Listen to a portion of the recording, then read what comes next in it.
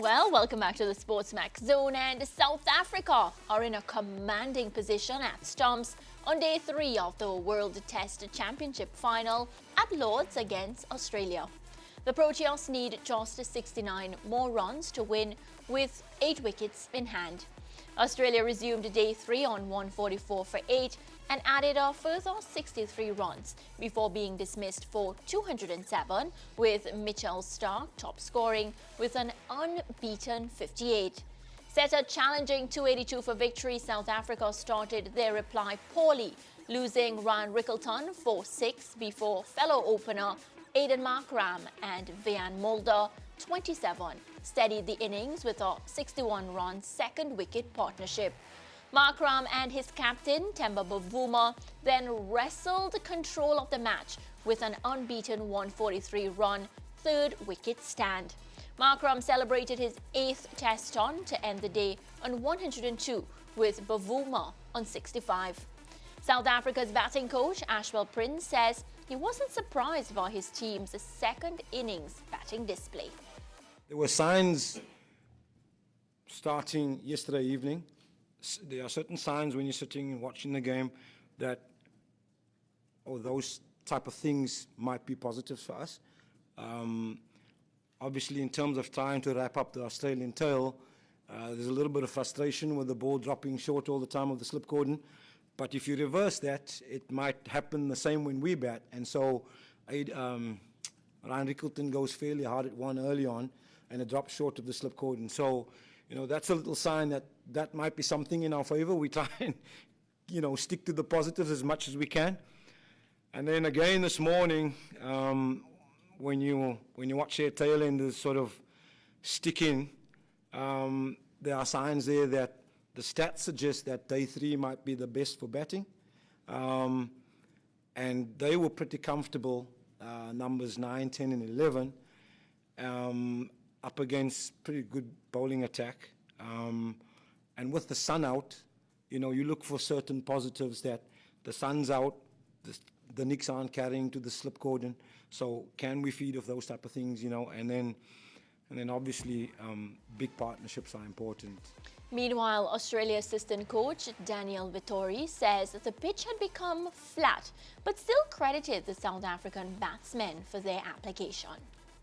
I think that's the nature of a Lord's surface, as it gets multiple rollers on it through the change of innings, the sun out, all those little things. I think anyone who's followed cricket at Lord's or even county cricket all around England, that the overhead conditions can play such a huge part. So that obviously happened today, but I don't think the group's sitting there wishing for overhead conditions. I think there's an appreciation of how well those two batted and what we can do to try and break that partnership tomorrow. So it was obviously flat out there, but we got the benefits of the flatness as well when we batted, and that was we were able to navigate a score. So same for both sides.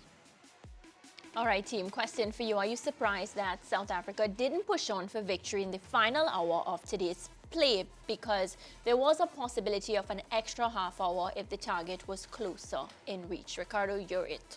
Yeah, it's interesting, right? Because you're 69 runs away. Are you going to get 69 runs in an extra half an hour? Unlikely, but you could decide to bat on and you lose a couple of wickets, including the batsmen who are set, and then you're looking at a completely different game on day number 4. So I would say they did the right thing. There are others who would say, well, they were comfortable, they were looking good, it was unlikely that they were going to be out, conditions were still good, and you could turn up on day number 4 and all of a sudden it's overcast and the ball is swinging around. Personally, with 69 runs to get, I would take that chance over saying, hey, let's bat on today and give up the possibility of taking a commanding position into that 4th day. So from my perspective, they did the right thing, and it's a matter of returning on day 4 and finishing off this contest, because they have put themselves in a wonderful position to win it. Yeah, I would say I would be cautious as well. And why I would say that is because when I saw Markram walk out, when he was finished and he was walking back into the dressing room, he just looked exhausted. I think he was even approached for an interview, and he of course, gracefully declined because I think, of course, batting for such a long time, he would have been really exhausted. And I feel like he was just waiting for the time to come where he could just get a rest. Yeah, I think they did the right thing, and they are in a commanding position. They could have been in a more commanding position if they decided to bat on, but you know, things could have gone differently as well. But a lot of credit to how they batted today. Having said that, the pitch conditions look significantly different today than it did yesterday. And on day one. Yeah. Yeah, and on day one. And when I saw Mitch start getting an unbeaten 58, which is his first half century in about 6 years. Yeah, since I said, 2019. Yes, I said to myself, well, this pitch doesn't hold too many terrors, so the South African batting challenge may not be as difficult as we thought it may have been. But I don't see them, you know, having any difficulties going on for the win. Yeah, and I think one of the things as well that you have to give South Africa a lot of credit for, and I suggested it yesterday in terms of what the approach needed to be. The approach needed to be a positive one, because when you look at their first innings, for example, there was a timidness about the way how they went about their business. Not the case in the second innings. In the first 10 overs, for example, they were scoring at 4.7. They got to 47 for 1 after 10 overs. That, I thought, set the tone for the innings. And at the end of the day, the partnership between Markram and Bavuma, the captain, came at 3.7 runs per over, 143 from 38 overs. So a lot of credit. They didn't just go out there and block and defend. They were looking to take the attack to the Australian bowlers, but in a very controlled way as well. And that is what you want from your batting team. Of course, it would have been made easier by the fact that conditions were better for batting. The pitch clearly flattened out a little bit. The overhead conditions were better as well, so the ball was not swinging around as much. You also have to give tremendous credit to Temba Bavuma, the South Africa captain. He was dropped on 2, by the way, by Steve Smith, who got hurt in that incident and could possibly miss the Test series against the West Indies. That is how serious it is. But Bavuma batted for a majority of that innings with a hamstring injury. Yes. Lance, you've gotten a hamstring injury before. Many. Many. You know how difficult that is. Now, I know that sometimes when you get any type of injury, the adrenaline can take you through for a while, but he was hobbling for the duration of that knot. Yet still, he seemed unfazed at the wicket, didn't give any opportunities after he was on 2, and played some delightful shots. And it's the type of innings that South Africans and the world of cricket, especially if they go on to win the match, will, I think, never forget. Both the innings from the captain Bavuma, but also from Aiden Markram, who was sensational for his 100. Yeah, and of course, if and when that happens, it would be a complete contrast to the reputation that the South Africans have built over the years about being chokers, not only in ICC championship tournaments, but we remember the 1992 one-off test match with the West Indies in Barbados, I think it was. And you know the difference is, Lance? Yes. I don't think they choked in that test match they against didn't? the West Indies. I don't didn't? think they did. So what do you think happened?